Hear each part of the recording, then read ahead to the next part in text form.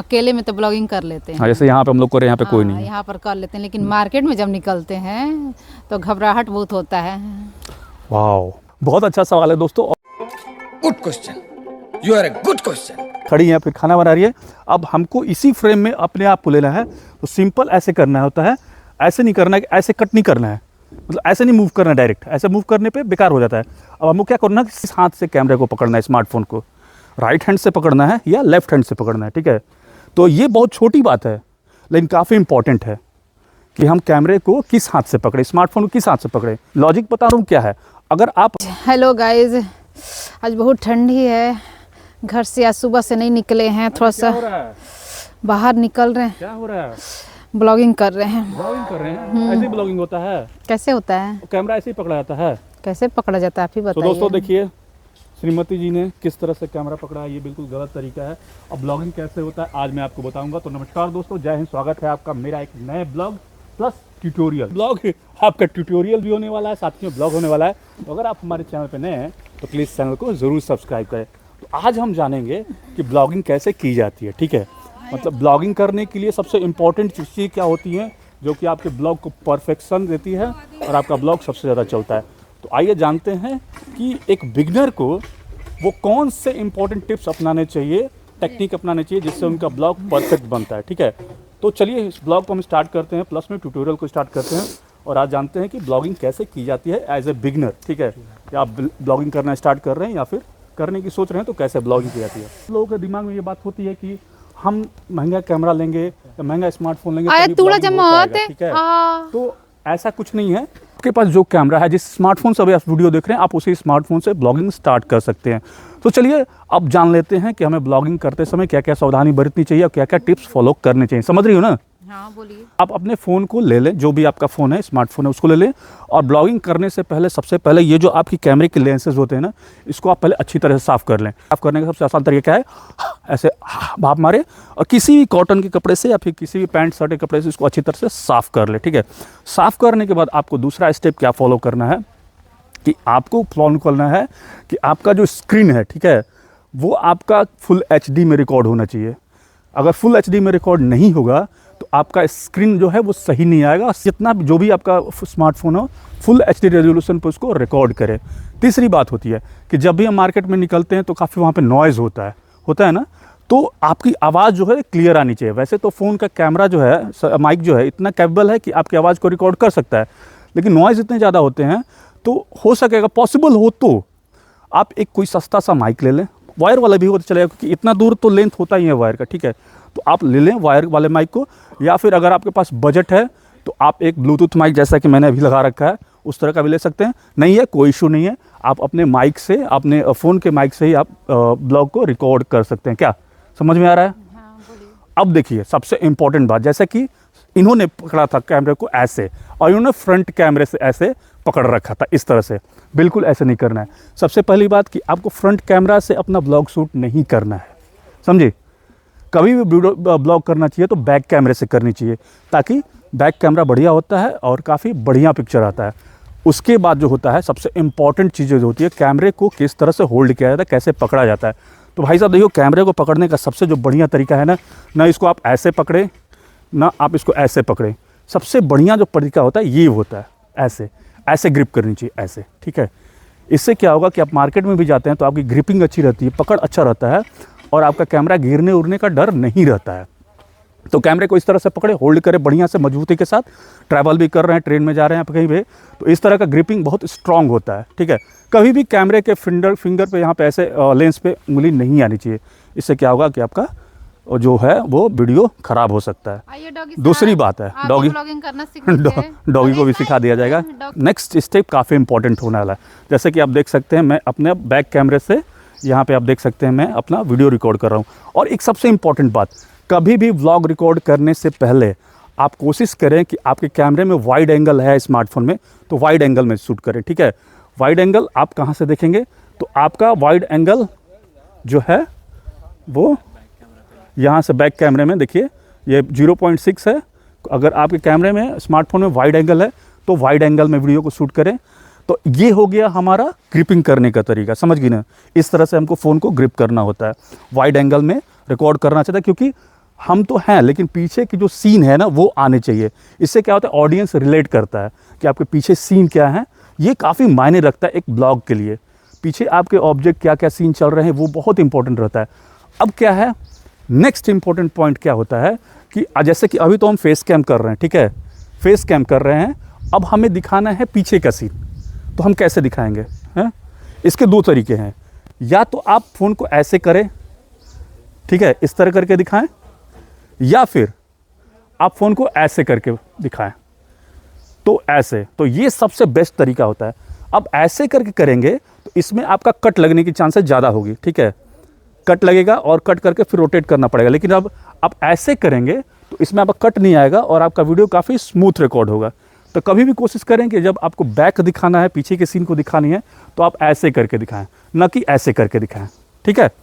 अब देखो, सबसे इम्पॉर्टेंट बात क्या होती है कि हमें कुछ ऐसे सीन शूट करने होते हैं जो कि 360 होते हैं, समझ गए ना। 360 मतलब कि हम तो यहाँ पे हैं, लेकिन हमारे अगल बगल कुछ सीन है हमें दिखाना है, तो हमें 360 व्यूज़ कैसे शूट करना होता है, ये सबसे इंपॉर्टेंट। क्योंकि 360 के लिए कैमरा लोग GoPro वगैरह यूज़ करते हैं, तो ऐसा कुछ नहीं, आप अपने हाथ से, अपने स्मार्टफोन से कैमरे को 360 व्यूज़ ले सकते हैं। कैसे लेना है, लेकिन इससे पहले एक इम्पॉर्टेंट बात करनी है, तो ये होता है कि भाई साहब, आपको कैमरा किस हैंड में होल्ड करना है, किस हाथ से कैमरे को पकड़ना है, स्मार्टफोन को राइट हैंड से पकड़ना है या लेफ्ट हैंड से पकड़ना है, ठीक है। तो ये बहुत छोटी बात है, लेकिन काफ़ी इंपॉर्टेंट है कि हम कैमरे को किस हाथ से पकड़ें, स्मार्टफोन को किस हाथ से पकड़ें। तो देखिए, होता क्या है कि अगर आप लेफ्टी हैं, ठीक है, अगर आप लेफ्टी यानी सारे काम आप लेफ्ट हैंड से कर रहे हैं, तो आप कोशिश करें कैमरे को राइट हैंड से पकड़ें, ठीक है। लॉजिक बता रहा हूँ क्या है, अगर आप राइट हैंड से वर्क करते हैं तो कोशिश करें कैमरे को लेफ्ट हैंड से पकड़ें। लॉजिक क्या है बता रहा हूँ, क्योंकि एक हाथ से तो कैमरा रहेगा, लेकिन अगर आपको कुछ चीज़ें दिखानी है या कुछ चीज़ उठाना है या फिर कुछ लिख के दिखाना है, तो अगर अपोजिट हाथ में कैमरा रहेगा, तो अगर आप राइट हैंड ही हैं, लेफ्ट हैंड में आपका कैमरा है, तो आप राइट हैंड से आराम से लिख सकते हैं कुछ भी चीज़ें, ठीक है। तो ये इंपॉर्टेंट बात होती है कि आप कैमरे को किस हाथ में होल्ड कर रहे हैं। तो कभी भी अगर आप लेफ्टी हैं तो कैमरे को राइट हैंड से होल्ड करें, अगर राइटी हैं तो स्मार्टफोन को लेफ्ट हैंड से होल्ड करना है, ठीक है। अब क्या है, जैसा कि हमने पहले बताया था कि हमें 360 व्यूज़ कैसे लेनी है, तो 360 व्यूज़ लेने का सबसे आसान और सबसे बेहतरीन टेक्निक ये होता है कि हमें ऐसे करना होता है।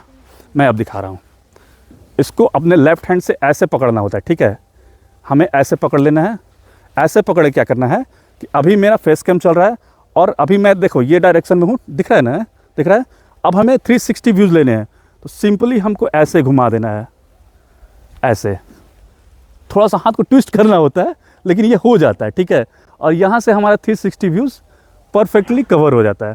तो इस तरह से हम अपना 360 व्यूज़ ले सकते हैं अपने स्मार्टफोन से। समझ में आया? ये सब चीज़ें काफ़ी इंपॉर्टेंट होती हैं किसी भी कैमरे से, किसी स्मार्टफोन से ब्लॉगिंग करते समय। अब क्या है कि अगर आपके पास कोई वाइड एंगल वाला कैमरा नहीं है, जैसे कि मैं अब आपको दिखा रहा हूँ, अभी तो मैं वाइड एंगल से शूट कर रहा हूँ, तो अभी मैं आपको दिखा रहा हूँ कि अभी मेरे पास जो है एक नॉर्मल कैमरा है, ठीक है। ये हमारा एक नॉर्मल कैमरा है जिसमें कि वाइड एंगल नहीं है, ठीक है। तो मैं दिखा रहा हूँ कि वाइड एंगल ना होने का डिसएडवांटेज क्या होता है और वाइड एंगल होने का एडवांटेज क्या होता है। तो अभी ये इस मेरे स्मार्टफोन में, ये सस्ता फ़ोन है मेरा, 7-8 हज़ार का फ़ोन है, तो इसमें वाइड एंगल नहीं है। तो अब मैं वीडियो जब रिकॉर्ड कर रहा हूँ इसमें, तो आप देखेंगे कि हम लोग का सिर्फ अपना ही फेस कवर हो रहा है, थोड़ा सा बैकग्राउंड आ रहा है, ठीक है। लेकिन अगर यही हम वाइड एंगल से अगर करते हैं, जैसे कि मैं अभी दिखा रहा हूँ, अभी मैं दूसरे हाथ से वाइड एंगल कवर कर रहा हूँ, ठीक है, तो थोड़ा सा अटपटा होता है, बट करने की कोशिश कर रहा हूँ।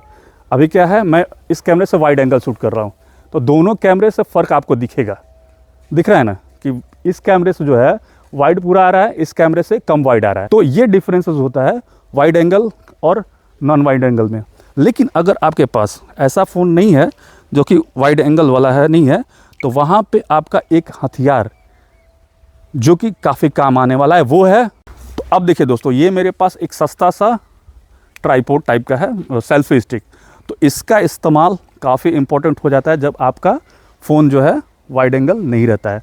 तो कैसे होता है अब मैं आपको दिखा रहा हूँ। जैसे कि मैं अपने इस गिम्बल में सेल्फी स्टिक में लगा लिया, और यहाँ पे अब देखिएगा, तो अब जब मैं यहाँ से रिकॉर्ड करूँगा तो काफ़ी वाइड आ रहा है, काफ़ी स्क्रीन जो है पीछे की वाइड आएगी। तो गिम्बल का इस्तेमाल या सेल्फी स्टिक का इस्तेमाल आपको हमेशा नहीं करना है। जब आपके फ़ोन में वाइड एंगल नहीं है तभी आपको करना है, ठीक है, नहीं तो ये काफ़ी सेकी हो जाता है। ऐसे क्या होता है, स्क्रीन हिलते लगता है।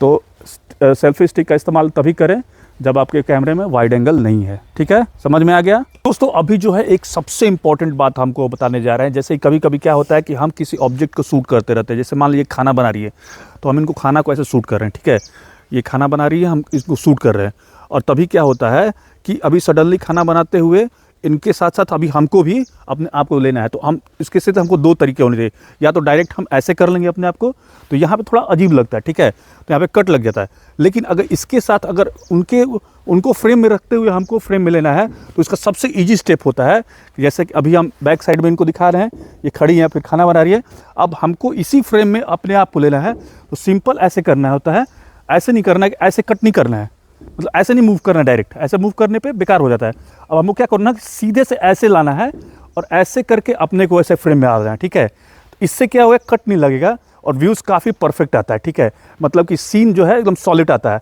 कट नहीं लगता है। तो ये बहुत ही इंपॉर्टेंट चीज़ है कि आप ऑब्जेक्ट को फ्रेम में लगते हुए अपने को फ्रेम में ले लें।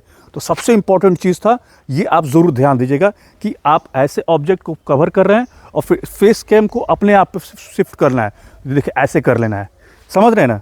तो इस टेक्निक को अगर आप फॉलो करेंगे तो आपका ब्लॉग बिल्कुल बेहतरीन बनेगा। और ये सब इनिशियल टेक्निक होती हैं कि आपको कैसे होल्ड करना है हाथ में, कैसे आपको कैमरे को फ्लिप करना है, मतलब स्विच करना है, front camera, back camera, lenses को साफ़ कर लेना है, माइक को टेस्ट कर लेना है। ये सब बिल्कुल छोटी छोटी बातें हैं, लेकिन इसमें क्या होता है ना कि बंदा जो है वो गड़बड़ कर देता है, और गड़बड़ करने की वजह से उसका जो ब्लॉग का जो मतलब कि वो क्लियरिटी और जो इफेक्ट आता है वो थोड़ा सा ख़राब आ जाता है। तो ये सब चीज़ों को ध्यान रखना है, समझ गई ना। ठीक। और कोई सवाल वाल है? सवाल तो यही है कि जैसे हम लोग अकेले में तो ब्लॉगिंग कर लेते हैं, हाँ, जैसे यहाँ पे हम लोग को यहाँ पे कोई नहीं है, यहाँ पर कर लेते हैं, लेकिन मार्केट में जब निकलते हैं तो घबराहट बहुत होता है। वाह, बहुत अच्छा सवाल है दोस्तों।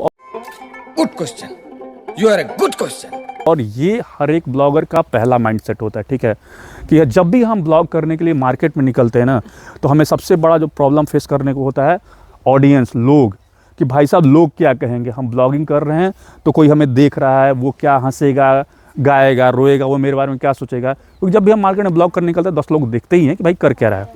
तो पहली बात, ये आपका काम है, ठीक है, ये आपका जॉब है, आप अपने जॉब को कर रहे हैं, अपने काम को कर रहे हैं। जैसे लोग दुकानदार लोग अपने दुकानदारी कर रहे हैं, बिजनेसमैन अपना बिजनेस कर रहा है, नौकरी अपना नौकरी का, तो ये हमारा जॉब है, पहले इसको समझना है। दूसरी बात, हेजिटेशन कैसे दूर करें मार्केट में निकलने के लिए। तो ऐसा है कि मैंने अपनी यूट्यूब की जर्नी स्टार्ट की थी 1 जनवरी 2021 को, ठीक है। मैं टेक चैनल मेरा है, अभी भी चलता है। तो मैं घर में स्टूडियो में बैठ के अपने टेक चैनल से अपने टेक वीडियो बनाता था। तो बाहर निकलने का मतलब मौका नहीं मिल पाता था, और कभी सडनली क्या होता ना, रिकॉर्डिंग के दौरान कोई आ जाता था बीच में, तो मैं मतलब अपना रिकॉर्डिंग बीच में बंद कर देता था यार, मतलब उसको देखने लगता था कि लोग क्या कहेंगे, ठीक है, कि मतलब क्या देख रहा है, क्या कर रहा है। तो जब मैंने ब्लॉगिंग करने की स्टार्ट की, सोची कि मैं ब्लॉगिंग करूँगा, तो मेरे दिमाग में पहले डर था कि मैं लोग को कैसे, क्राउड को कैसे फेस करूँगा। तो इसका एक टेक्निक मैं आपको बता रहा हूँ, ठीक है।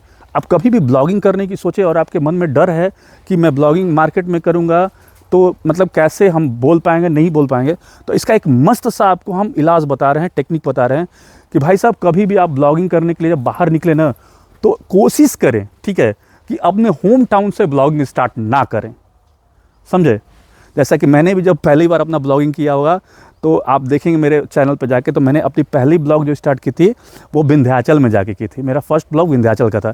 तो मेरे घर से काफ़ी दूर था, वहाँ मेरे कोई जानने वाले थे नहीं, तो वहाँ पे मार्केट में जब निकला तो एकदम बिंदास ब्लॉग करना स्टार्ट कर दिया था।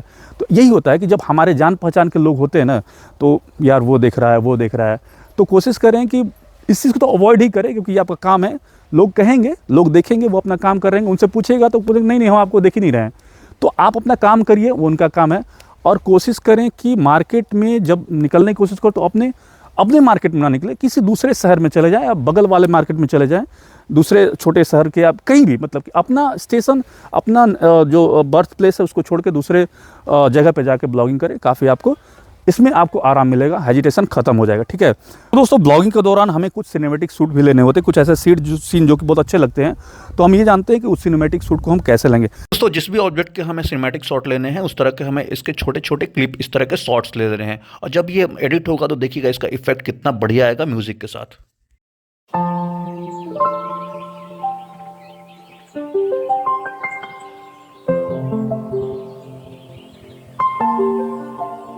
तो इस तरह से आप अपने कुछ सिनेमैटिक शॉट ले सकते हैं, अपने व्लॉग में जान डालने के लिए कुछ म्यूज़िक को इस्तेमाल कर सकते हैं, और आपका ब्लॉग काफ़ी इफ़ेक्टिव होगा। और हेजिटेशन को ख़त्म करना है, फैमिली के साथ ब्लॉग करिए। सो चलिए ब्लॉग को यहीं पे समाप्त करते हैं, इस ट्यूटोरियल ब्लॉग को।